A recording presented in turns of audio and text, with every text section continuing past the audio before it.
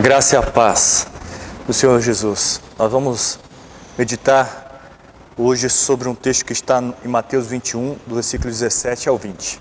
Diz assim o texto bíblico: E deixando-os, saiu da cidade para Betânia, onde pernoitou. Cedo de manhã, ao voltar para a cidade, teve fome e, vendo uma figueira à beira do caminho, aproximou-se dela e, não tendo achado senão folhas, disse-lhe: Nunca mais nasça fruto de ti. E a figueira secou imediatamente. Vendo isto, os discípulos admiraram-se e exclamaram: Como secou depressa a figueira? Vamos orar? Querido Deus, no nome de Jesus, nós nos chegamos ao Senhor e te pedimos humildemente que o Senhor fale com cada um de nós, que a tua palavra seja conosco, que seja boa semente em nossos corações, que possa trazer transformação à nossa vida. Nós te pedimos isso no nome de Jesus. Amém. Nós acabamos de passar pelo período eleitoral. E nesse período, algumas pessoas, elas fazem muitas promessas, e se a gente pudesse compreender um pouquinho do que elas estão dizendo, a gente logo perceberia que são promessas falsas. São promessas que a pessoa que está falando conosco, ela não tem autonomia, não tem capacidade para mudar tal situação. A sua competência, a sua área de atuação não atinge a promessa.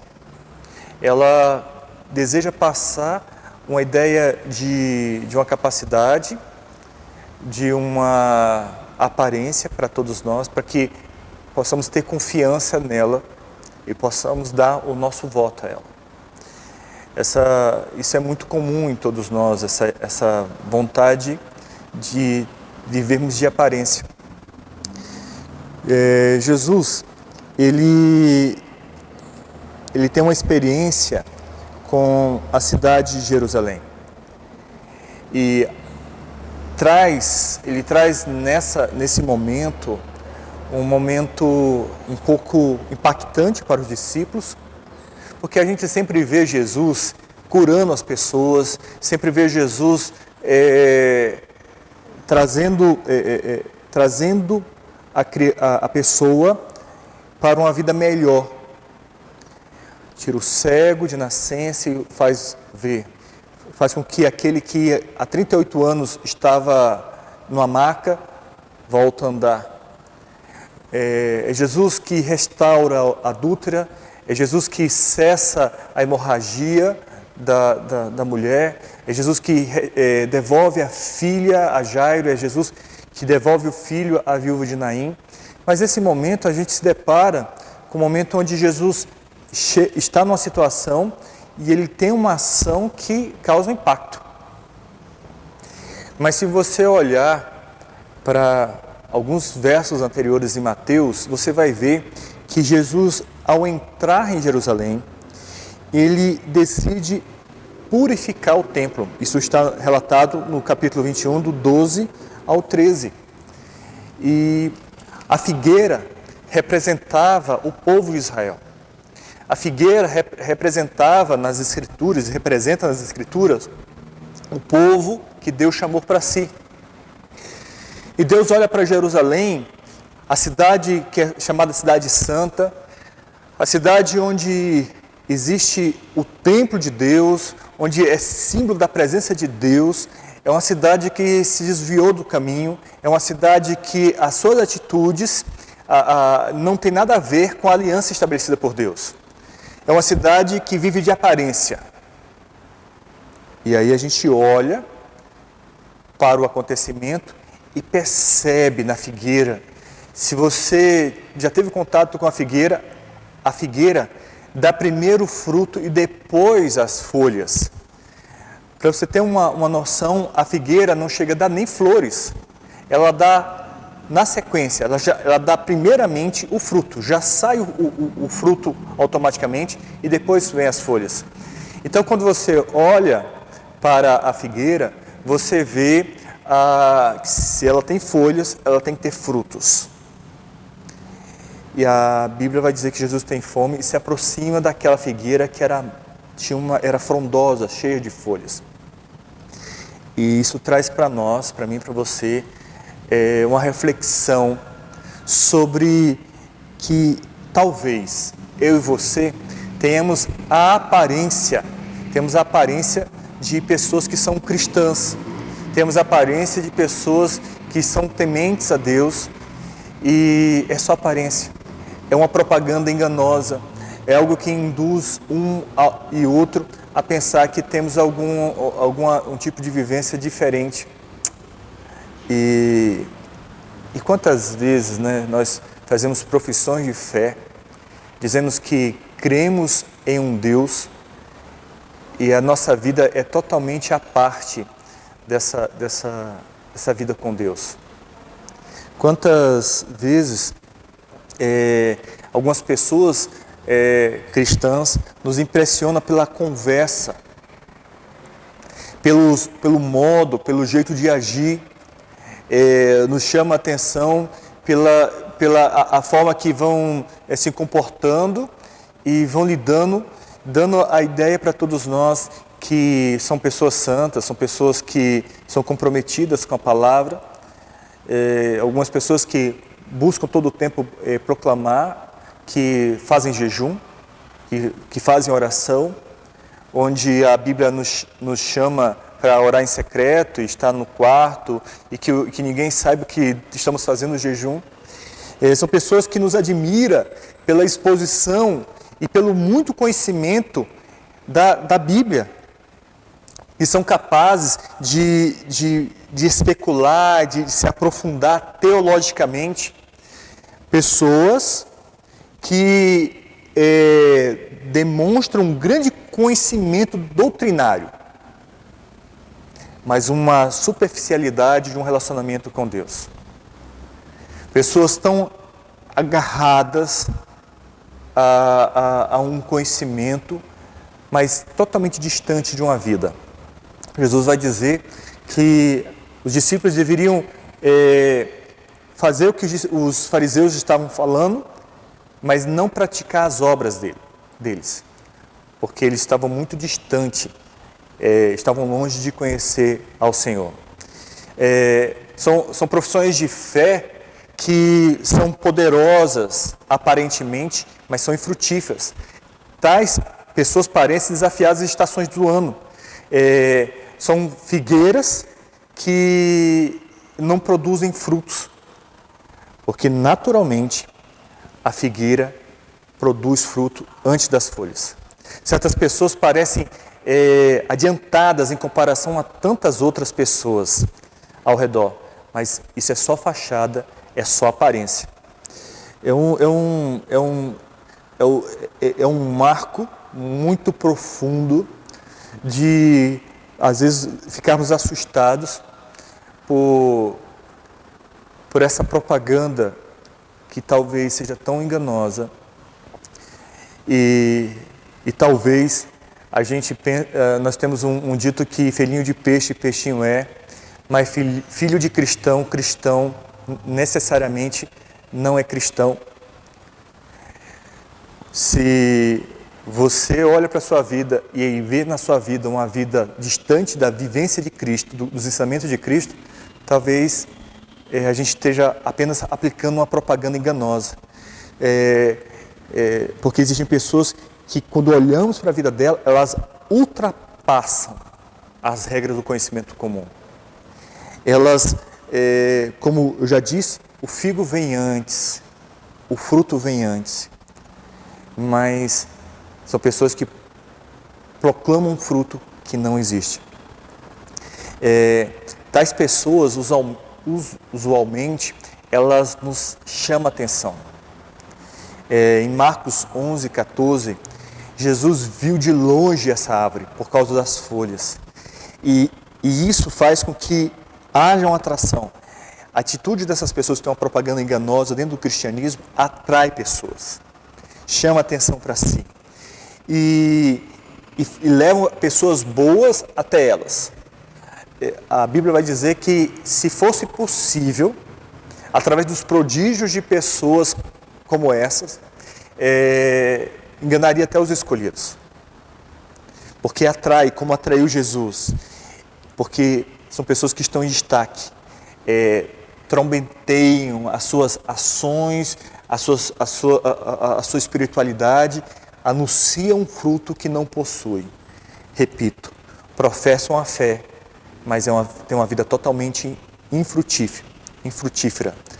E existem, com certeza, essas pessoas no nosso meio, que nos fascinam, que demonstram a super espiritualidade, mas mesmo que com suas propagandas pareçam piedosos, fervorosos, são apenas folhas. Mas o texto vai nos trazer à mente que, versículo 19, dizendo o seguinte: vendo a figueira à beira do caminho, aproximou-se dela e, não tendo achado senão folhas, disse-lhe. Todos nós, cristãos, nós vamos prestar contas das nossas obras.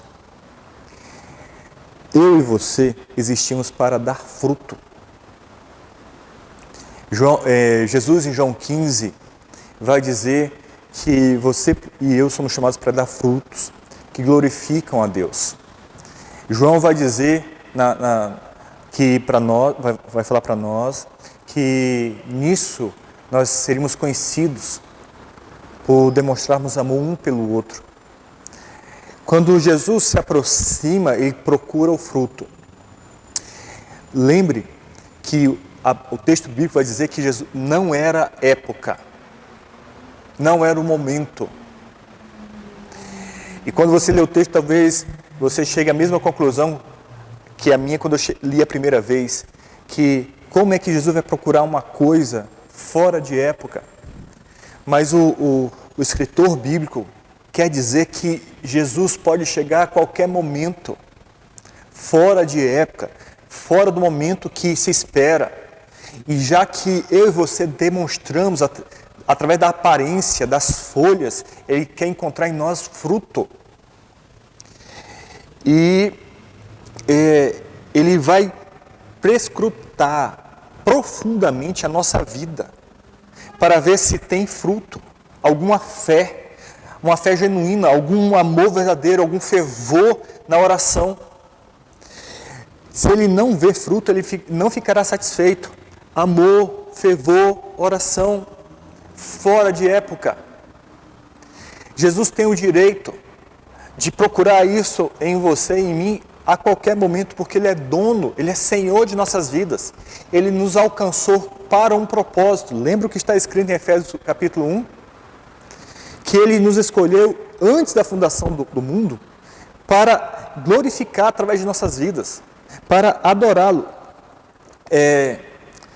Jesus espera fruto em nossas vidas e Ele vem buscar. Ele olha para aquela árvore que estava fazendo uma propaganda de algo que não possuía.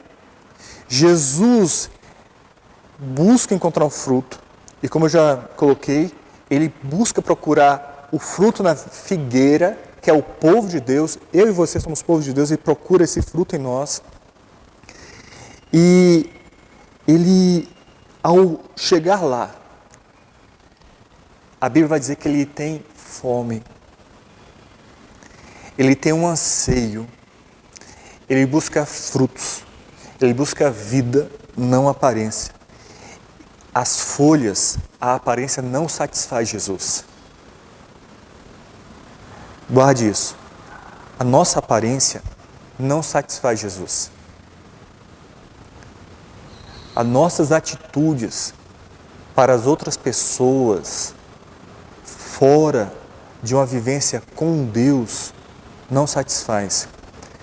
Porque Jesus em João 15 vai dizer que eu e você só podemos produzir frutos se estivermos ligados à videira verdadeira que é Jesus. A videira, o fruto da videira significa alegria, felicidade. A nossa felicidade está em Cristo. Se queremos viver uma vida feliz, temos que estar em Cristo. Em Cristo. Não adianta estarmos como próximo à videira, temos a aparência como o joio tem do trigo. Nós precisamos dar o trigo.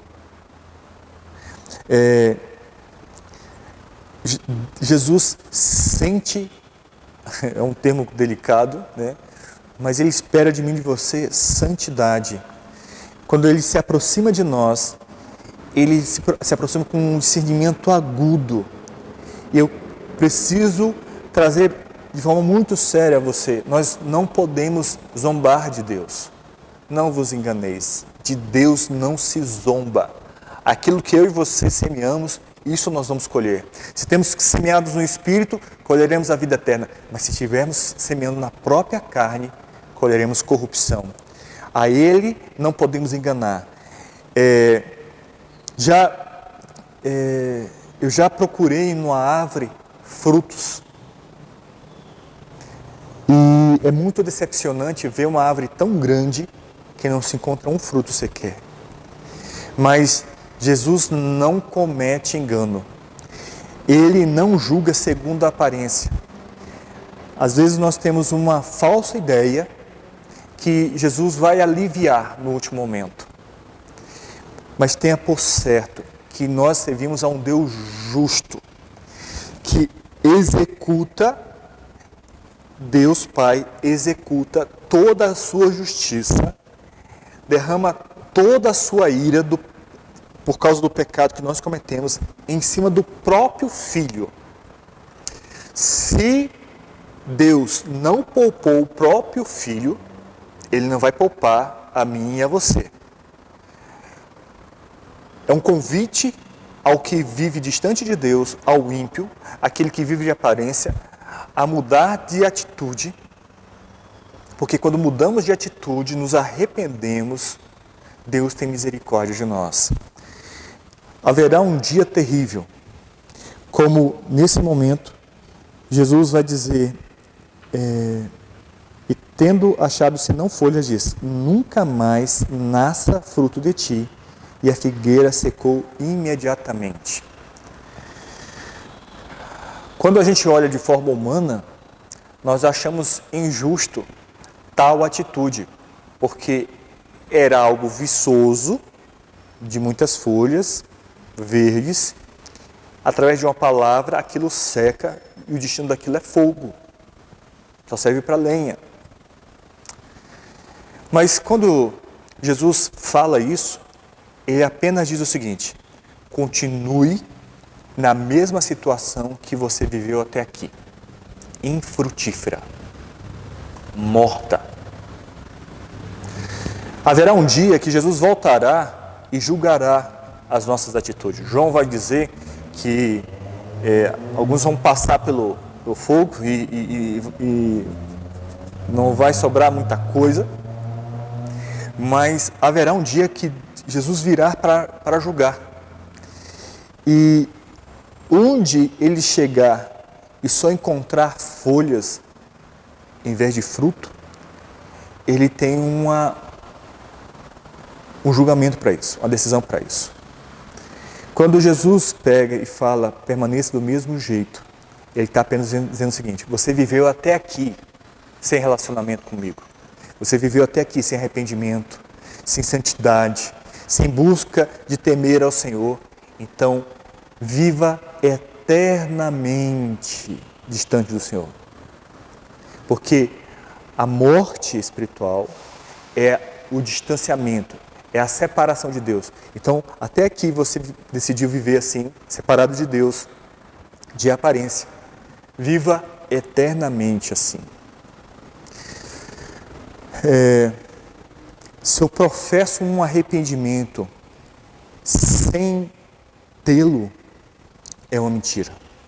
Se participo da ceia, mas estou em pecado, eu não amo aos meus irmãos, isso é uma mentira. Só um detalhe. Paulo vai dizer o seguinte, examine-se, pois, o homem a si mesmo, e coma e beba. Pois quem come e bebe sem discernir o corpo, come e bebe juízo para si. João vai dizer que quando Judas comeu do pão, a Bíblia vai dizer que o diabo entrou nele e ele partiu para a ação que ele deveria praticar. Então, quem participa da ceia só buscando parecer para todos que está tudo bem, sem estar com a vida certa com Deus, sem vida certa é uma vida de arrependimento. Todos nós pecamos, mas uma vida em pecado é em iniquidade. Participar da mesa de forma indigna, nós comemos e bebemos juízo para si, e por isso muitos de nós estão fracos e doentes.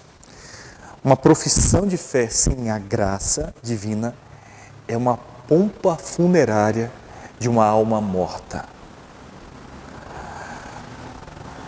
O problema dos fariseus era que eles eram como sepulcros caiados, bonitos por fora, mas só tinha ossos, morte dentro. Deus traz isso muito claro na sua palavra e ela nos convida para uma mudança de atitude. Jesus pronuncia, olha para aquela figueira, da mesma forma que olha para o povo dele, e se no meio do povo há alguém que é estéril sem fruto, essa pessoa vai continuar sem a graça, porque nunca a encontrou. Porque é o Espírito Santo de Deus que nos convence da justiça, do juízo. É Ele que nos mostra que Deus é justo e que haverá um juízo. Deus, ou melhor, Jesus dirá com certeza: apartai-vos de mim, porque não vos conheço.